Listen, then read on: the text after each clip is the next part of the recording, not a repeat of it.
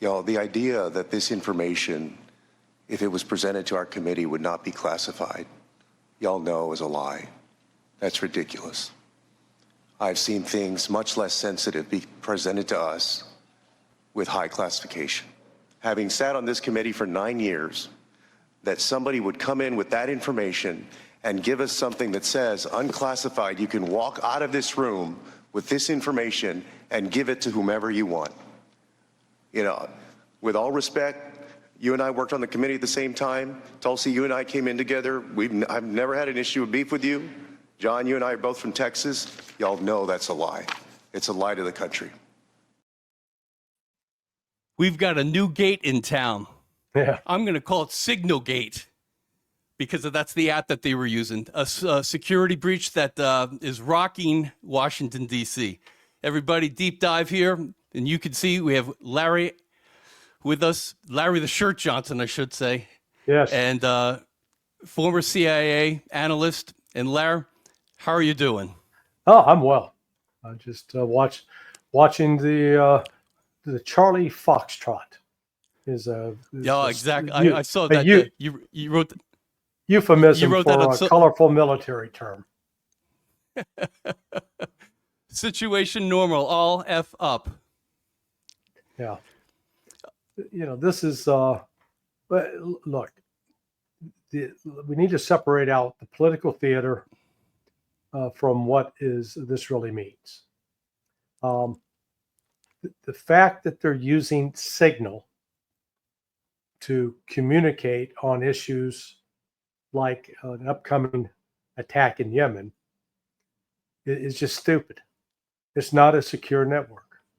And while what they were saying may not have necessarily been formally classified as secret or top secret, because usually a lot of the classification that's put on documents has to do not so much with what is said, but the methods that were used to collect the information.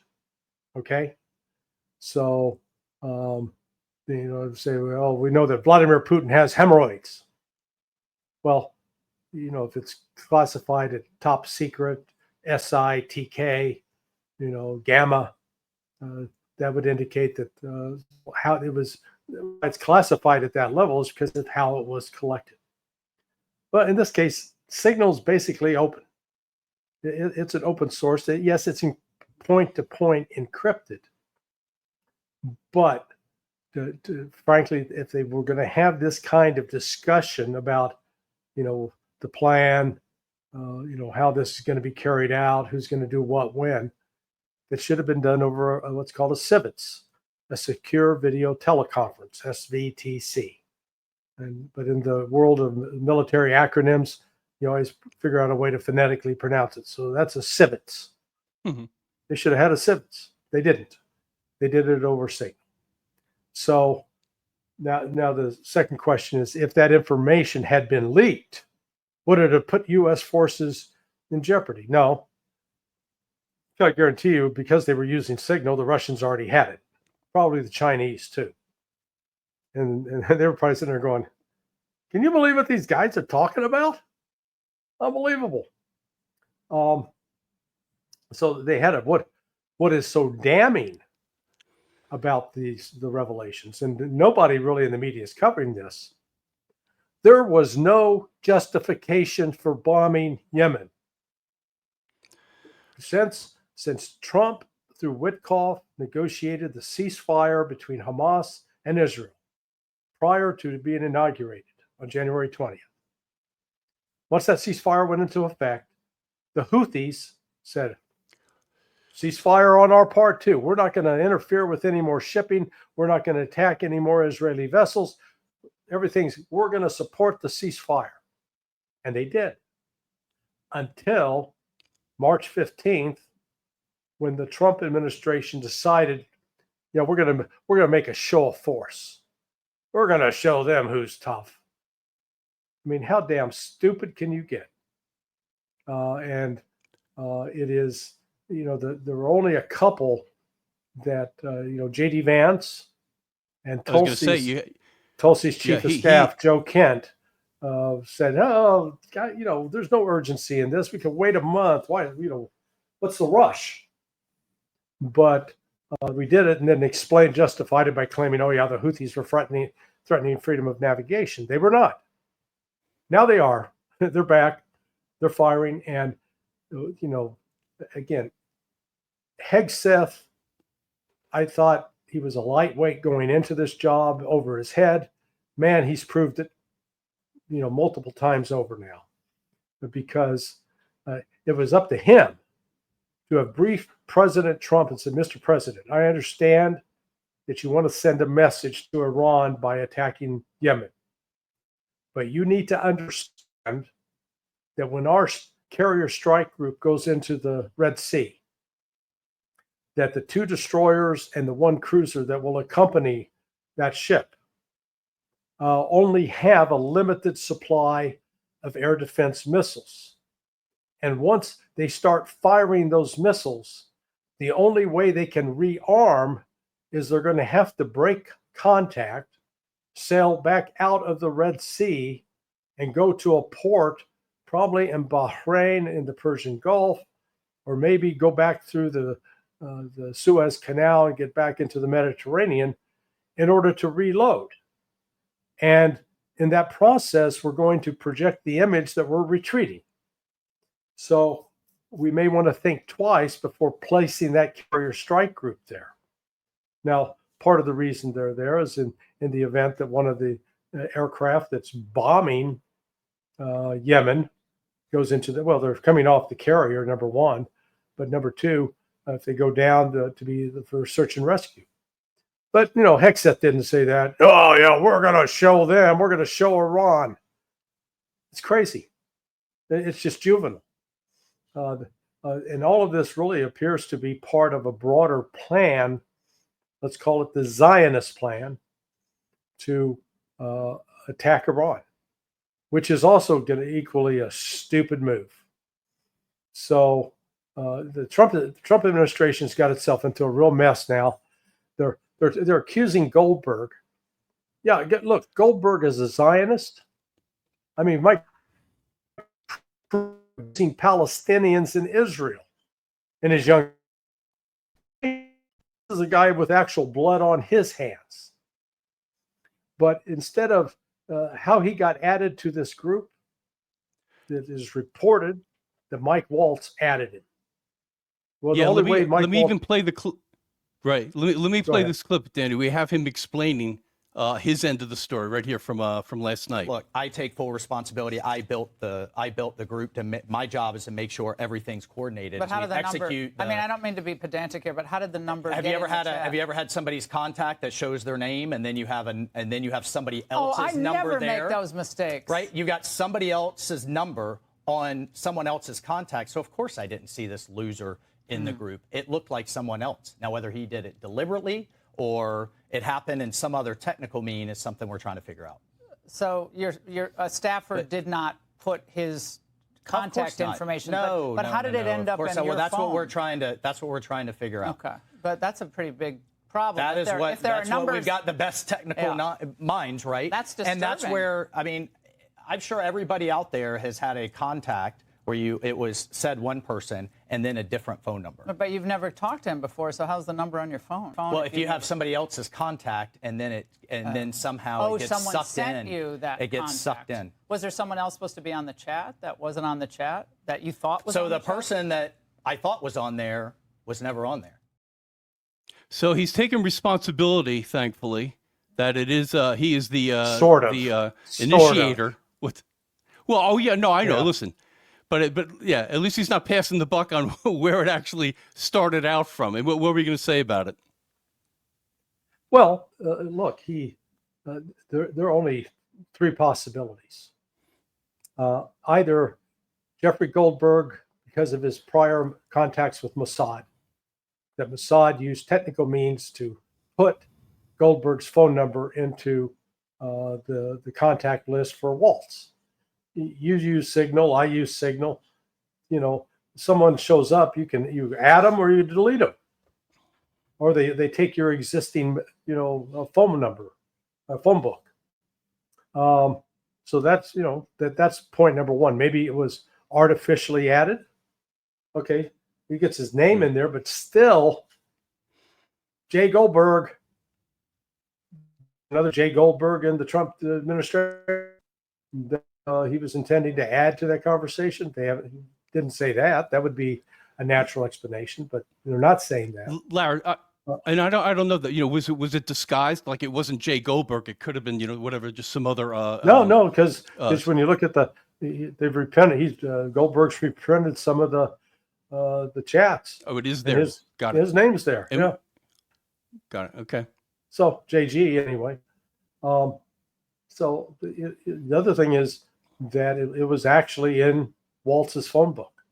Now, it had either been put there by Waltz or, he was on some other chat group or some other message and Goldberg's name was there. But still, you're given the chance to add or delete. He added it. So it was in there that's on him. And so in setting up this chat group, which again is just stupid, it's laziness. It's under 50 generation. Sloppy. Yeah. They've never known life without a cell phone. Whereas, I got my first cell phone, I think when I was 35. It was something you only saw in the movies. Right. So this is, this is just a, as they say, a clusterfuck of enormous proportions, because it's not just that it portrays lack of situational awareness, operational sloppiness. Yeah, I understand the Democrat play. Oh, you endangered American lives. No, it didn't. But it really makes America look stupid. But it exposes the fact, the cynical policy that Donald Trump is pursuing in the Middle East. That this is not about that the Houthis were preventing freedom of navigation. This is about sending a message to Iran because we intend to attack Iran. Mm-hmm. That's what Waltz has said it. Rubio has said it. Trump has said it. Hegseth has said it. They're all saying it. So I don't think they're just, spouting off. I do take them at their word on that. Yeah, I've got Trump saying that just a couple of weeks ago. He said something very, I thought, ominous, and it really didn't get picked up on because it wasn't the topic at hand, this is before the attack that we did that ended up happening. Let me just play this. I think this is from the 6th of March. Okay. We're down to final strokes with Iran. That's going to be an interesting time, and we'll see what happens. But we're down to the final moments. We're at final moments. Can't let them have a nuclear weapon. It's an interesting time in the history of the world. But we have a situation with Iran that something's going to happen very soon. Very, very soon. You'll be talking about that pretty soon, I guess. And hopefully we can have a peace deal. I'm not speaking out of strength or weakness. I'm just saying I'd rather see a peace deal than the other. But the other will solve the problem. I'm surprised this didn't get more traction at the time. Do you remember that? Oh yeah. That's part of the reason I'm saying we're going to attack Iran. Look, Trump sent a letter, and the letter basically said, okay, we're interested in opening up negotiations to, ensure that you don't have a nuclear weapon, but as part of that, you got to cut off all contact to Hezbollah and Hamas. And Iran's going to say, no, we're not cutting off contact with Hezbollah and Hamas. Nuclear deal separate. We'll be happy to talk about that. In fact, I wouldn't be surprised if the Iranians came back and said that. We recall that we did have an agreement that was monitoring our nuclear program to ensure that we didn't build a nuke. And that was called the JCPOA, which you, Donald Trump, walked away from. You broke that, not us. So now you want to come back and do JCPOA too? Okay. But it's going to be confined to the nuclear side. Well, Trump's not going to accept that. They insist that Iran's got to cut off all contact with Hezbollah and Hamas. So that means the United States with Israel is going to try to attack Iran. And we've heard Steve Witkoff. We have heard Hegseth. We've heard others outside the administration like Jack Keane all say, oh, Iran's naked. They don't have any air defense system anymore. That was wiped out by Israel on October 27th. No, it wasn't. But that's their assumption. They're assuming, man, this guy is weak. This is an elderly 90-year-old guy with no strength. We're going to go over and we're going to kick his ass. Well, then you go over and you find out it's actually Mike Tyson. And yeah, he may be over 60, but he can still probably punch the shit out of you. And is the United States capable of inflicting damage on Iran? Oh, absolutely. But Iran is capable of fighting back. But what's more important in here is the lie that's being told, the premise. It's Israel that wants to destroy Iran, claiming that Iran's got a nuke or is just weeks away from getting a nuke. We've heard that for 25 years from Bibi Netanyahu. I was going to say, how long are they going to say they're a months away from it? Yeah. Well, they're allowed to, it'll be going on 20 years from now. Because the controlling doctrine here is that the Ayatollah Khamenei in 2003 said, hey, it is a sin against Allah. It is a haram to build a nuclear weapon. We will not build a nuclear weapon. It is a tool of the devil, basically. That's where they're coming from. Yeah, do they have the scientific capability to do it? Oh, absolutely. Do they have the actual material to do it? Absolutely. But they have a religious prohibition on doing it. And instead of embracing that, and now we have another level, if you will, of proof that they're not doing it, is this agreement that they signed with Russia on January 17th. Oh, right. Yeah. Yeah. So they're not going to go forward with a nuke right now. Again, the United States is using that as it's a fabrication. It's a pretext. It's not true. And we see the lies that were evident in this group chat about the bombing Yemen. And they're telling the same lies with respect to Iran. Yeah. So listen, just for our audience, Larry, I wanted to go back to the hearing this morning and just to illustrate exactly what this text said. This morning, Goldberg, the writer from The Atlantic, released more. He released some on Monday, and now this morning he released even more of the text. So this is what was brought up in the hearing. Director Gabbard, you said no classified information was included in the signal chat, correct? That's correct. And President Trump also said there was no classified information in the signal chat. And Secretary Hegseth said nobody was texting war plans. There was absolutely no classified info in that chat. I'd like to show you the text that Secretary Hegseth actually published to the world. It says, time now, weather is favorable. Just confirmed with CENTCOM we are a go for mission launch. Then it says at 12:15 Eastern, F-18s launch first strike package. F-18s are military systems, correct? Weapon systems.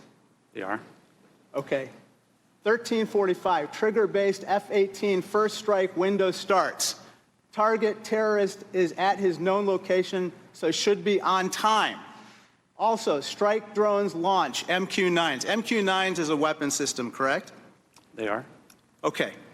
I think applying the executive order as well as the DoD manual to this fact pattern, we clearly have weapon systems that have been identified. That is classified information. Now, the reason why it's important that this information not be disclosed is that we don't want the adversaries to know what's about to happen, right, sir?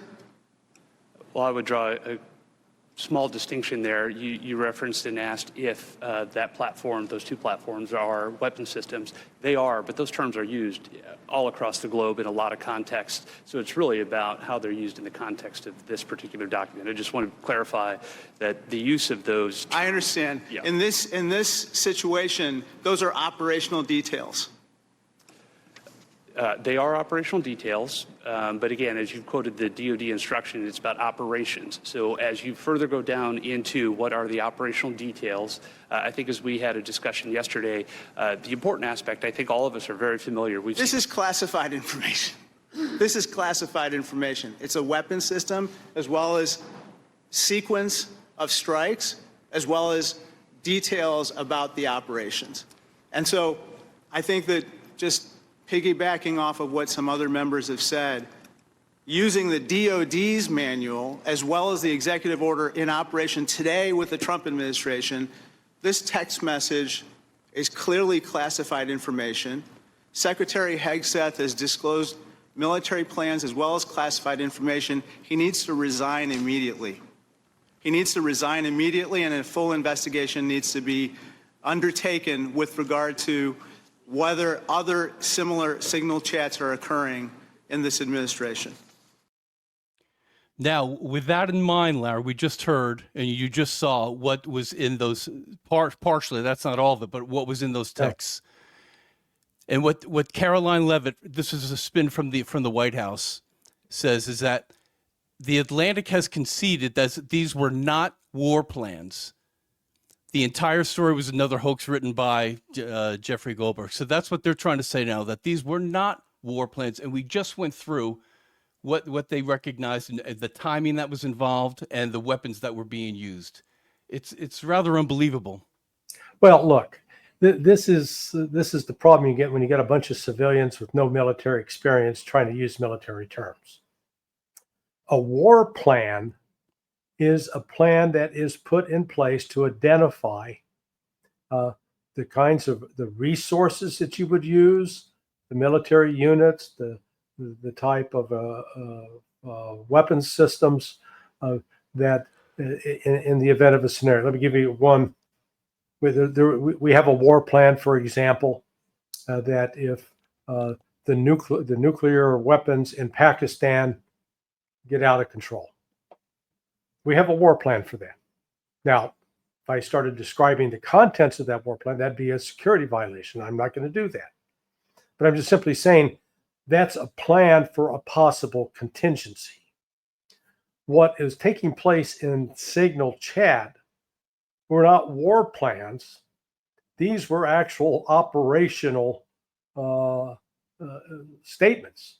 This was the execution order, if you will. This were the both talking about rules of engagement, but talking about the operations orders that had been issued for how the strikes were going to be carried out. Yeah, it pains me to say it, but the Democrat member of Congress is exactly right. The Trump people are lying their asses off. I mean, Tulsi looks stupid. Well, this wasn't classified. Oh, bullshit. It was classified. If I would have put that out in a message, it would have had secret or top secret in front of it. Go right ahead. I'm sorry. Go ahead. The only reason you'd put top secret would be, again, because of how the information's collected. The putting something as secret or top secret is usually a function of what systems were used to collect that information. If it's a highly sensitive system, then it could be TS. But this is operational information that should not have been discussed on this kind of platform. And Larry, your sentiment was expressed on the floor this morning. Director Gabbard, I want to direct your attention again to the text chain where it says, just confirmed with CENTCOM, we are a go for mission launch. Does that indicate to you that there is about to be a military operation? Yes. Director Gabbard, earlier in this hearing, we heard about the DoD's classification standards. I want to now turn my attention to your classification standards. You're the Director of National Intelligence. The Office of the Director of National Intelligence Classification Guide says, quote, information providing indication or advance warning that the U.S. or its allies are preparing for an attack, end quote, is to be classified as top secret. Are you familiar with that? Yes. Director Gabbard, have the Houthis indicated an ability to shoot down American aircraft? Yes. They have in fact done so, haven't they? Yes. Including MQ-9 Reapers, haven't they? That's correct. And that was one of the systems used in the attack recently that's the subject of this discussion, is it not? Correct.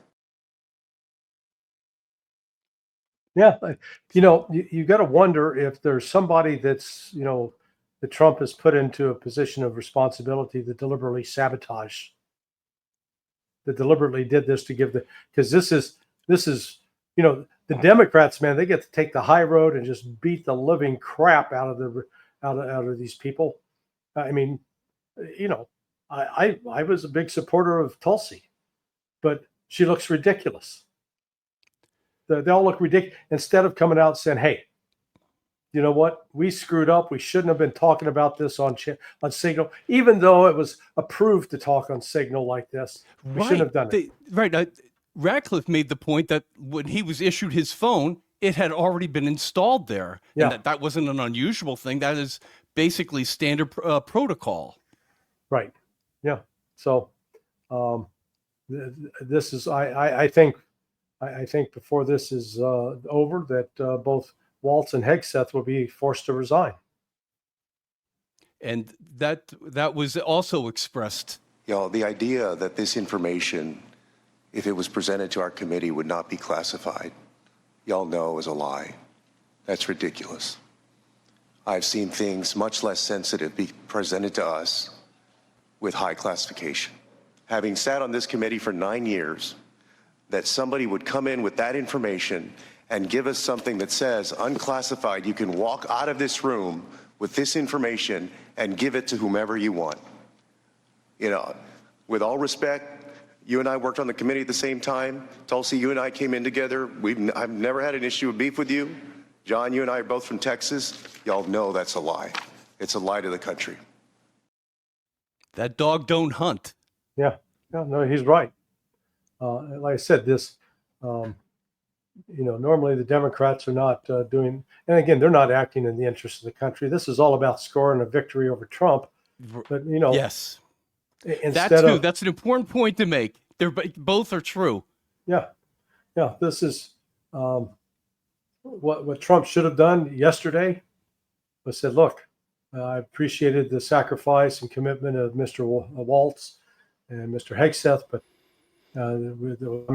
I can't allow this to go on like this. And gentlemen, you're done. You're fired. Put back on your apprentice hat. So Trump's, they're going to look, attacking Jeffrey Goldberg for being a piece of scum. Right. Goldberg he's a Zionist.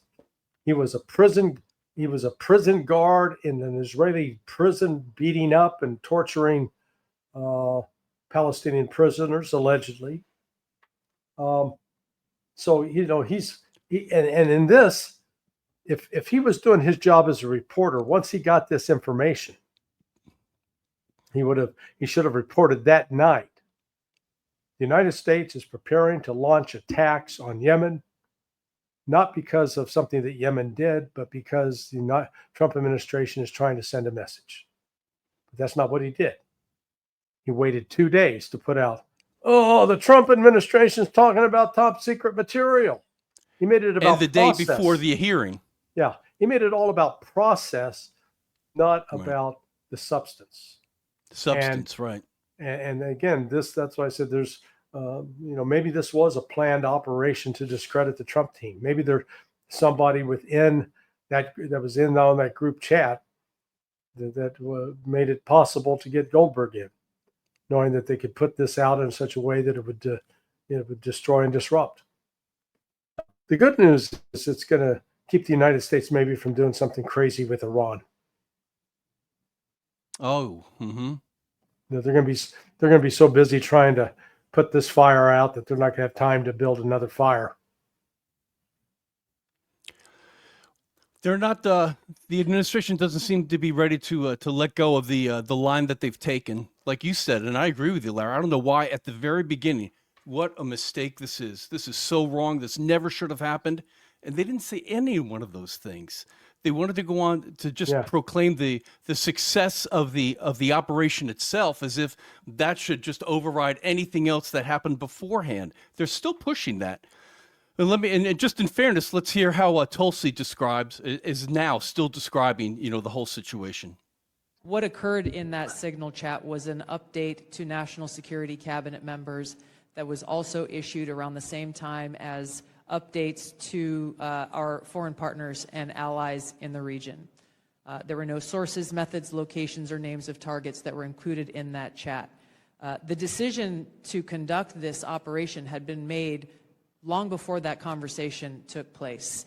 I do take my responsibility very seriously and played an integral role in providing the intelligence community's assessments that led to the ultimate decision by the president to conduct an operation, which, by the way, was very successful and continues to be very successful. I was traveling at the time, and I was not playing a very specific role, as these chats reflect, in much of the conversation that took place there. And then to bolster what her defense there, as she explained it there, we had one other representative come in to back her up a little bit. So here's the 1-2 punch. Director Gabbard, were there any sources described in the signal chat? No, Congressman. Were there any methods described in the signal chat? No. Were there any locations? No. Therefore, due to the fact that there were no sources, no methods, nor locations described in the signal chat, it does not make the discussion classified. Is that correct? That is up to the Secretary of Defense determination. The Democrats are obviously making the assertions that what was in the signal chat was classified and claiming that Secretary Hegseth put this war plan out to the world, which he clearly did not. Were there any names in the signal chat? No. Any targets? No. Any locations? No. Was there a unit name or location of that unit? There was not. Were there any routes described in the signal chat? No. Wouldn't an operational plan contain that type of information? Every operational plan I've ever seen has contained that information. Thank you. Larry, Gary, stop. She's being dishonest. She is not being honest. And it shames me to say that about Tulsi. There is a specifically in that chat, they talk about the target, one of the missile guys for Yemen is walking into the apartment building where his girlfriend lives, and we destroy the apartment building. That's a specific location and a specific person. She just said, no, there's not there. Bullshit. It was there. I only have limited experience with this. I only worked with these kinds of exercises and military plans for 23 years. Okay? So I only got 23 years of experience. If that conversation that was listed in that chat had been put into a message to be sent out, it would have been classified, at least at the secret level. Secret, no foreign, some parts of it. But we did also share it with foreign partners, letting them know what we're doing. So it would have just been secret. This pretending that, there was no we didn't give any sources and methods. Well, again, when you're describing that we're going to send this F-18 at 1:45 and this 18 at 2 a.m. and you're giving out operational information. So that's why I say they need to stop pretending that it doesn't say what it says. Now, and again, I disagree with the these were war plans. No, but it's information. It is operationally sensitive information. That's what it is. And the Democrats are exaggerating the damage, but the Republicans are pretending to be Helen Keller, downplaying. And right. It's can't we at least have some honesty in this? They were talking about an activity over a channel that, while it was approved, they shouldn't have been doing it. And now we see why, because it was captured. And The only difference between the Russians getting it or the Chinese getting it or Jeffrey Goldberg getting it is Goldberg's going to use it to the Democrats' political advantage, which is exactly what's happening. Right, attacking the administration. They're actually trying to make the argument, Lara, that just because there weren't exact coordinates to where this target was, Right. that it's not sensitive material. That it's and it's certainly not classified. It's not even sensitive material because of that. Well, let's put it this way: if the Yemenis were not warned in advance this attack was coming, if that information, that intercepted information was, hey, the United States within 2 hours is going to launch F-18s and MQ-9 Predator drones. Now the Houthis have already shot down, I think, like 16 MQ-9 Reapers over the last 15 months. Those go down at a price. They're about $30 million to $33 million a pop. So at a minimum, the Houthis have shot down almost $500 million, $500 million worth of drones. That's pretty significant. So at a minimum, if this chat had come out, the Houthis going to say, okay, alert our air defenses, let's be prepared. So they might have been prepared to launch some strikes on the inbound aircraft. It is, to pretend that this is a nothing burger is just crazy.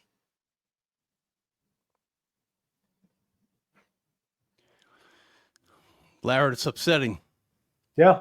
I mean, and I know Danny and Tulsi are close, but this is, Tulsi's not doing herself any favors with this. She's looking weak and ignorant. This really would have been her chance to shine, where she stood up and said, hey, number one, if on the chat she said, well, hey, folks, this needs to stop. We shouldn't be discussing this in this channel. Let's take it to a civets. Didn't say that. And now she's trying to sweep up all the elephant manure. Yeah. And she's got a little whisker. You got to hope. Or a toothbrush. We got to hope that they're going to find another platform or develop, let's say Elon develop another platform that where this couldn't happen. Yeah, I mean, you would think that the government would come up with something that could be used for secure communications. But so far they haven't developed that out. Or if they have, it's known and as it should be. But then I guess, you're still going to be open to the human error where when you're actually manually adding guests one by one like that, if you're not careful, just like he seems to have been, whether he wasn't fooled by putting it in there, where it was, like you said, the identity was actually rather obvious, and he still ended up putting it in. Yeah. But you got to have someone to verify that the people that are sitting in on this meeting, virtual meeting, that they're supposed to be there. Right. And that's what's unfortunate. Again, this is not what makes this troubling. Is more the lying about what happened. Right, how they handled it. As opposed to admitting, say, hey, we screwed up, we shouldn't have done this. But also it exposes how cynical they are about the actual policy, the actual reason for doing it. It'd be one thing if Tulsi came in and said, hey, look, I'm here to confirm the reports that the Houthis have launched 20 missiles against ships in the last 5 days. And despite their claim to be abiding by the ceasefire, they've continued to attack these ships. And so they are inhibiting freedom of navigation. Now, if they'd said that, then they could say, okay, well, we're going to take action to stop it. We're going to strike back at the Houthis for that. But that's not what happened. It was, hey, we're going to go ahead and send a message now. And part of the message is for Iran. But it's not because the Houthis did anything. But we're going to say that they did and then blame it on Iran. That's what Hegseth says. That's I do like how that's the problem. I do like how we saw how Vance was hesitant and expressed his lack of commitment to the action, and although he's willing to be allegiant to the agreement to do it, he expressed his hesitation to go forward with the operation. Yeah, he was right. And Joe Kent, the good news is Tulsi's at least got a deputy who knows what he's doing. Joe Kent said, "Hey, what's the urgency? We don't need to do this right now. We can wait a month. Right. Get our ducks in order."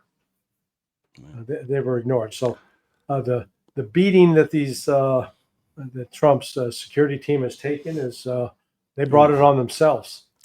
I was going to say it was so unnecessary, right?